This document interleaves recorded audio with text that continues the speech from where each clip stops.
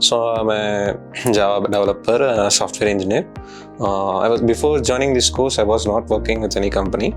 I thought to join this course because it's always better to learn anything, any course in advance. So I felt it's the right time to learn the GenAI course.